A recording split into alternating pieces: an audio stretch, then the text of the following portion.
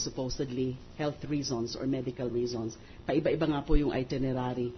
And then, umihingi po kami noon ng kung sino mga kasama niya para makaalis ng bansa. Ang nakalagay po sa November 2, 4 o 5 lang na pangalan.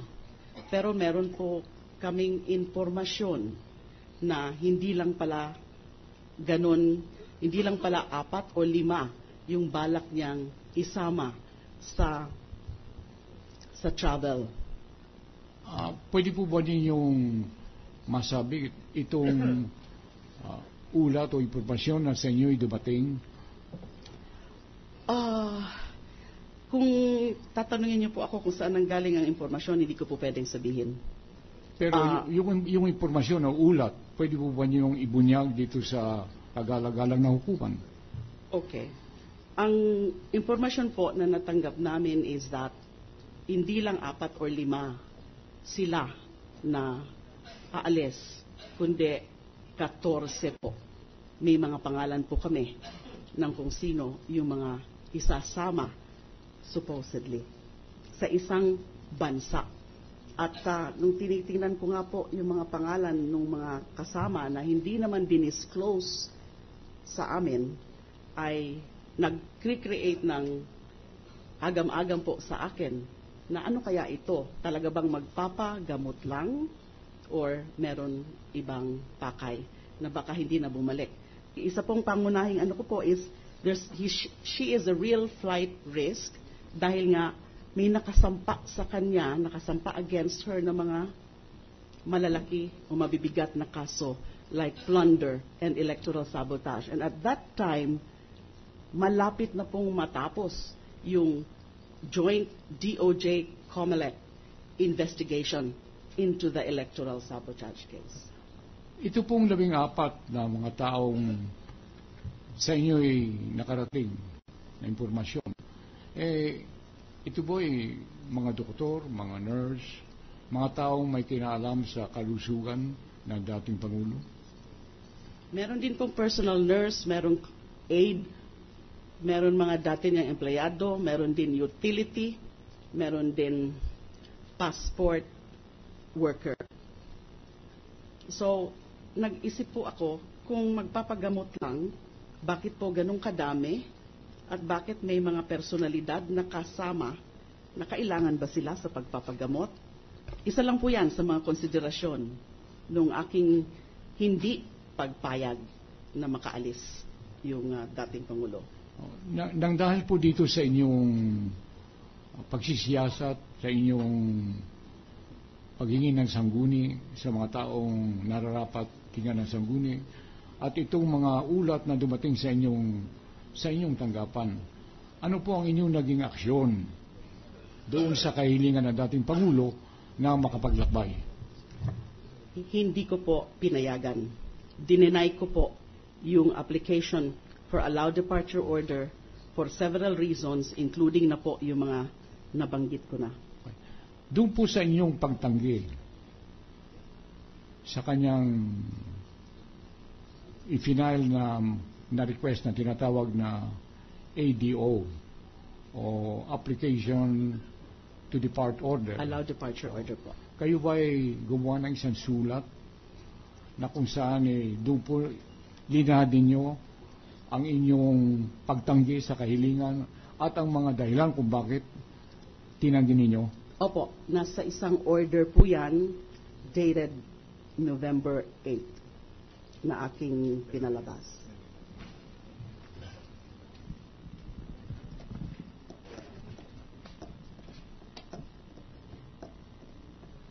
Pinakikita ko po sa inyo ang isang order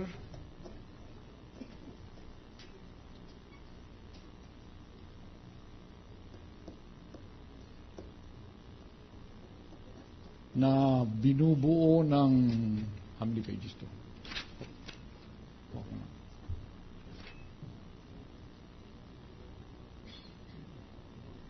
Ng 11 pahina at ang petsa ay 8 ng Nobyembre 2011. Ito ba ang tinutukoy ninyong order na inyong pinalabas? Pagtanggi sa kahilingan ng dating Pangulo? Opo, ito po yun. Order dated November 8, 2011. Doon po sa pahina 11, may lagda po rito, Laila de Lima, Secretary. Ito po yung lagda ninyo. Opo.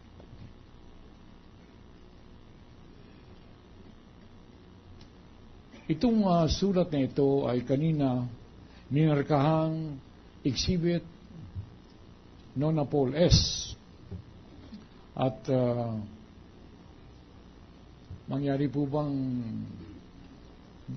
dulutan kami ng Defense Council ng admission uli gaya ng dati? Well, we have an alleged copy, Your Honor, but we have no time to verify the authenticity of this document, Your Honor. But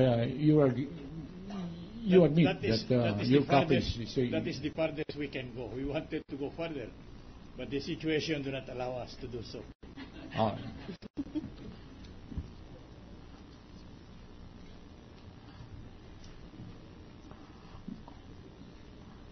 Madam Secretary,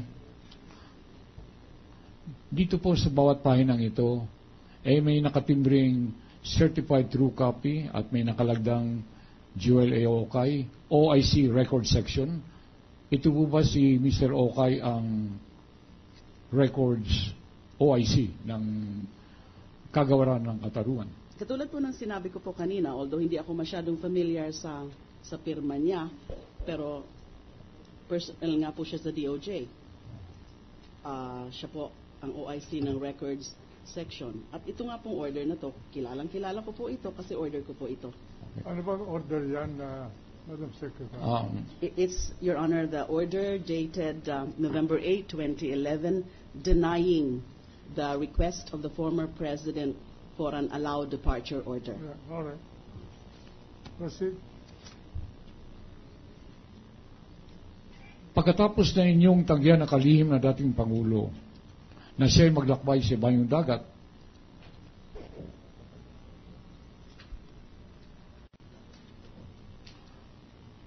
meron po ba kayong natanggap na anumang order na nagbuhat sa Korte Suprema ukol sa dalawang usaping nasa Korte Suprema? Very big, Your Honor. We hate to object, but to ask the question is very big. Let the witness answer. She's intelligent enough to understand the question.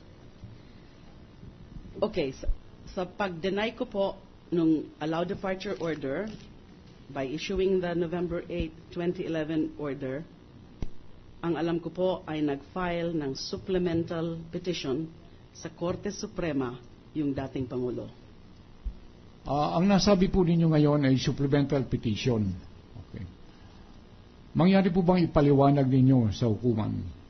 Bakit ang natanggap na ninyo ay supplemental petition pagkatapos ninyong tinanggihan kanya kahilingang maglakbay?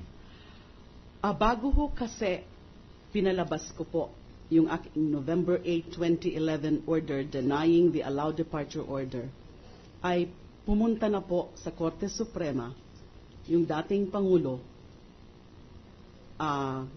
by filing a petition questioning the constitutionality of Department Circular Number 41 at saka yung WLOs po na na-issue ko. So bago pa man pinalabas ko yung November 8, 2011 order, pumunta na po sa Supreme Court yung dating Pangulo. At sa katunayan, nag-file din po ng similar petition questioning the constitutionality of Department Circular Number 41 and the watch list order, yung dating first gentleman. Liliwanagin ko po sa inyo, sa makatuwid, bago po ninyo ilinabas yung pagtanggi sa kahilingan ng dating Pangulo, meron ng dalawang usapin ang naisampa sa Korte Suprema. Opo. Ang isa usapin o kasong final ng dating Pangulo at yung ikalawa isang asunto, kaso rin na isinampa ng dating First Gentleman. Ganun po ba? Opo. Doon ba sa dalawang kaso na yan, Madam Secretary, may request for temporary